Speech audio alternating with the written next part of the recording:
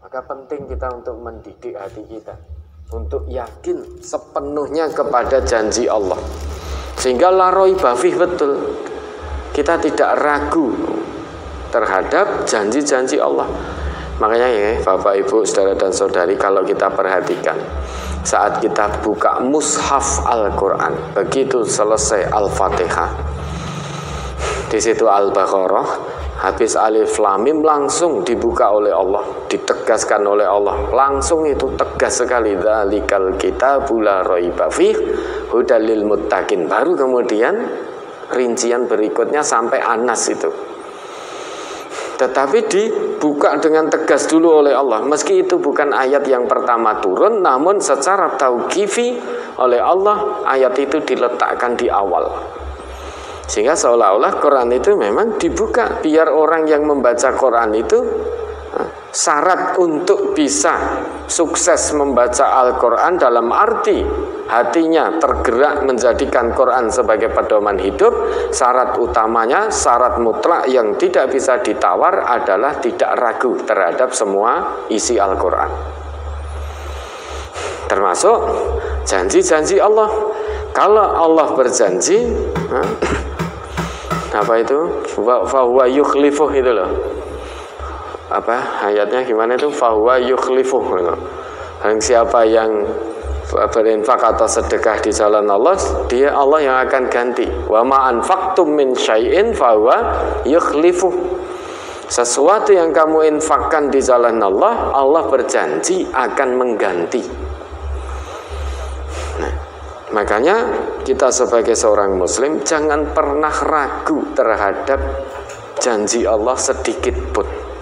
Kalau terhadap janji Allah kita sudah ragu, lantas kita akan yakin terhadap janjinya siapa? Janjinya manusia, manusia sekali berjanji 10 kali mengingkari. Kalau kita yakin pada janji manusia, wes kecewa sudah, kecewa. Yakin pada manusia itu hasilnya penuh dengan kekecewaan. Namun kalau yakin sepenuhnya kepada Allah, kita tidak pernah kecewa. Hasilnya penuh dengan kebahagiaan, kenikmatan. Maka Quran itu dibuka, dzalikal kitabul la raiba fih. Siapa itu yang tidak ragu sedikit pun terhadap seluruh isi Al-Quran, baik janji Allah maupun ancaman-ancaman tentang nerakanya? Itu hanya hamba Allah yang bertakwa. Nah, kalau hati ini ragu, berarti jangan-jangan kita belum menjadi hamba Allah yang bertakwa. Mau sedekah, infak kok ragu-ragu, minggring-minggring, iya ora. Nah, berarti tidak yakin kita dengan janji Allah yang ada dalam Quran, dengan janji Nabi yang ada dalam hadis-hadis beliau. Terus mau yakin dengan janjinya siapa? Dah yakinlah pada Allah. Dunia ini yang memiliki Allah, ya, sedangkan yang memberi kita kehidupan dunia, materi dunia itu juga Allah. Dunia seisinya yang punya Allah. Sangat mudah bagi Allah untuk memberikan bagian dunia kita. Namun dengan syarat dahulukan kepentingan akhirat dulu, niscaya Allah tidak lupakan bagian duniamu. Ya, maka jangan jadikan dunia segala-galanya, namun jadikan akhirat segala-galanya. Kalau kita kejar akhirat dengan segenap potensi yang Allah berikan pada kita, niscaya Allah tidak akan melupakan bagian dunia kita. Namun kalau kita kejar dunia dan jadikan dunia segala-galanya, niscaya akhirat tidak disertakan untuk kita. Rugi kita. Kenapa kok rugi? Karena di dunia hanya mendapatkan sebagian kecil saja, dan setelah itu dunia pasti akan kita tinggalkan, sedang di akhirat tidak dapat bagian. Dunia ini hidup kayak kesenangannya sementara menipu, sedangkan akhirat kekal abadi. Ma'indakum yanfadu. Sudah apapun yang ada pada sisimu di dunia ini wes toh, pasti akan binasa, akan sirna. Gak ada yang kekal abadi. Sebanyak apapun harta yang kamu miliki akan sirna, akan musnah. Setinggi apapun pangkat yang kamu punya, wes itu akan sirna, akan musnah, akan kamu tinggalkan. Sudah dunia apapun itu yang ada pada kita pasti toh, seneng ra seneng, ikhlas ora ikhlas, mau atau tidak mau pasti akan kita tinggalkan. Apa iya kita akan hidup selamanya? Manusia mesti mati, mbuh saiki, mbuh sesuk, mbuh lusa, mbuh pekan depan, mbuh bulan depan, atau tahun depan, kita tidak tahu. Yang jelas kita pasti akan meninggalkan dunia. Maka jangan pilih dunia, jangan jadikan dunia yang utama. Apa tidak penting dunia? Penting, namun bukan yang terpenting. Ya, karena sebelum sampai akhirat harus melalui dunia, maka dunia ini penting sebagai ladang akhirat kita. Sehingga tujuan hidup jangan untuk dunia. Kalau tujuan hidup untuk dunia, rugi kita sia-sia diseru infak, seru zakat, seru sedekah, eman-eman.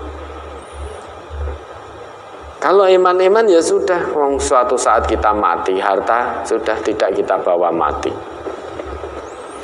Maka usahakan, dahulukan kepentingan akhirat, niscaya Allah tidak akan melupakan bagian dunia kita. Sehingga apapun yang kita punya saat ini itu hakikatnya milik Allah. Allah yang memberi dunia kita, bukan karena kepandaian kita, bukan karena kehebatan kita, bukan.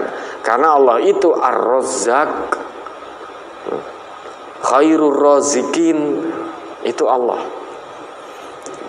Kalau Allah sudah berjanji, apapun yang kamu infakkan di jalan Allah, aku akan ganti, Allah pasti akan ganti dengan lebih berkah lagi. Kalau Nabi sudah janji mana qasat sedekatan min mal, sedekah tidak mengurangi harta, sudah yakin saja pada Allah, pada Nabi, janji Nabi. Agama ini hanya ada dua, kerjakan, tinggalkan, kerjakan, tinggalkan. Yakin, kerjakan, ragu, tinggalkan. Sudah.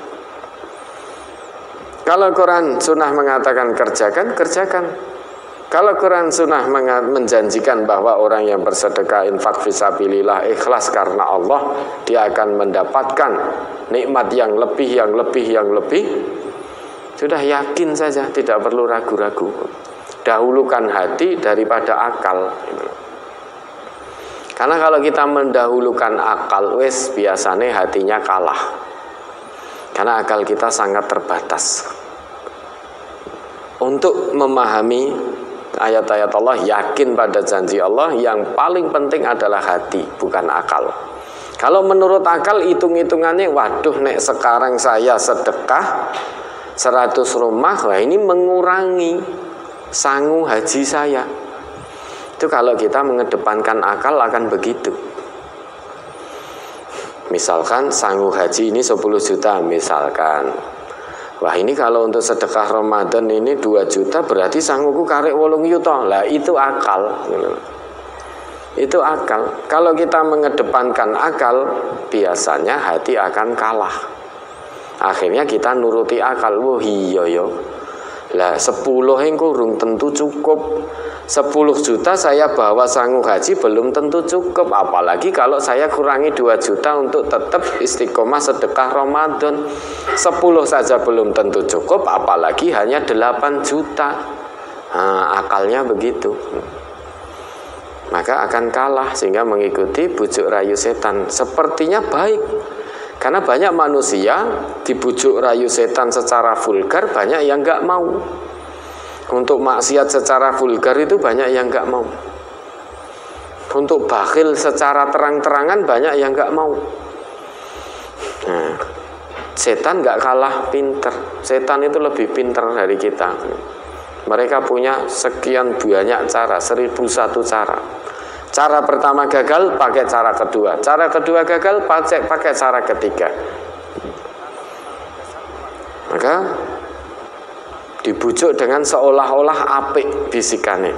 Lah kowe kan arep haji.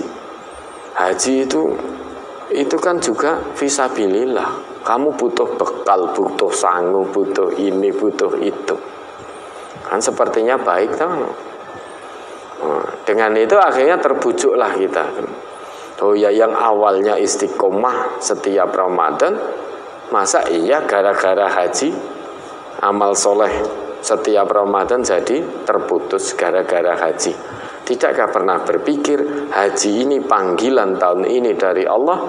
Itu bisa jadi karena berkah dari sedekah jenengan setiap Ramadan itu. Ya, ada lagi?